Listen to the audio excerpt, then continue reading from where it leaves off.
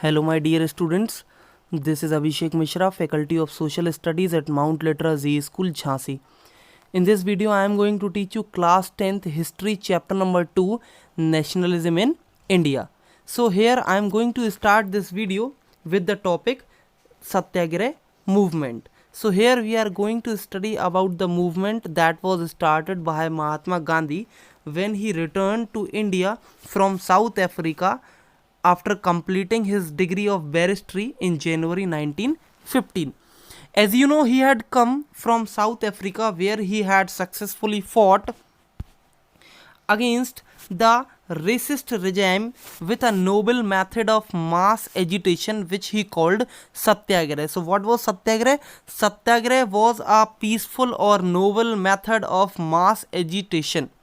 The idea of Satyagrah emphasized the power of truth and the need to search for truth. So that Satyagrah movement was based on the power of truth. If you are going to segregate this Satyagrah, so that Satyagrah will be segregated into two parts: Satya plus Agrah. Satya means truth and Agrah means to request, means it was the method of requesting to the Britishers by the means of truth and non-violence.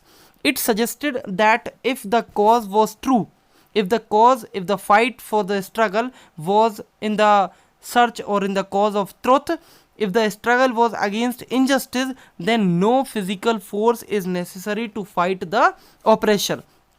Without seeking vengeance or being aggressive, a Satyagrahi could win the battle through non-violence. There is no need to use violence, there is no need to become aggressive if you are fighting for truth. Without being aggressive, without using your physical force directly, you can win your oppressor. This could be done by appealing the conscience of the oppressor. Mahatma Gandhi said that कि हम अंतरात्मा से झकझोर देंगे पूरी तरीके से अंग्रेजों को, अपील करेंगे उनसे. People, including the oppressor, had to be persuaded to see the truth instead of being forced to accept truth through the use of violence. Mahatma Gandhi said that we are not going to make obligation for the oppressor to accept the truth. Directly by appealing to their conscience, we are going to show them our truth. By this struggle, truth was bound to ultimately triumph. Mahatma Gandhi believed that this dharma of non-violence could unite all Indians. What Mahatma Gandhi thought, कि if he is going to start such kind of movements, that will create the unity among Indians. After arriving in India, Mahatma Gandhi successfully organized Satyagrah movements in various places. This question is asked in your map. In 1916, he travelled to Champaran in Bihar to inspire the peasants to struggle against the oppressive plantation system. Then in 1917, he organized Satyagrah to support the peasant of Kheda district in Gujarat. Affected by the crop failure and plague epidemic, the peasants of Kheda could not pay the revenue and were demanding that revenue collection to be relaxed. So in 1916, Mahatma Gandhi launched Satyagrah in Champaran, Bihar for the oppressive plantation system. In 1917, he organized Satyagrah in Kheda district, Gujarat. And in 1918, he again launched his Satyagrah in Ahmedabad for the cotton mill workers. So these are the three questions that can come in your map portion. Now, the Rowlatt Act. Rowlatt Act was imposed by the British Council in 1919 on 6th of April.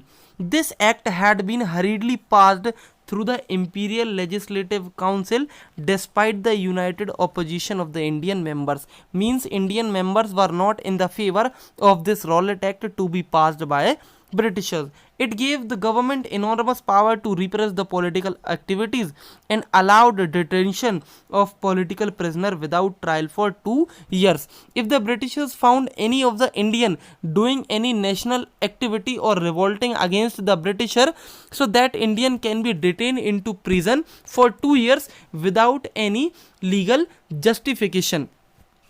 Now, to criticize such a Rowlatt Act, Mahatma Gandhi wanted non-violent civil disobedience against this law. So he started a hartal on 6th of April. Rallies were organized in various cities. Workers went on strike in railway workshops and shops closed down. Alarmed by the popular upsurge and scared that lines of communication such as the railway and telegraph would be disrupted, the British administration decided to clamp down nationalist.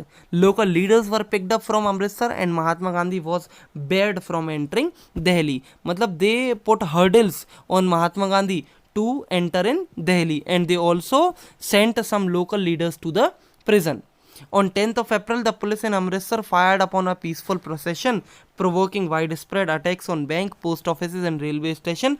Martial law was imposed and General Dyer took command. So at that time, on 10th of April, so many revolts were occurred, and Britishers try each and every effort to repress the political activities, and after that martial law, or you may say as curfew. So curfew was imposed in India and General Dyer took the command of this curfew. So here I am ending this video right now. Rest of the topics I will cover in my next video. Till then, thank you.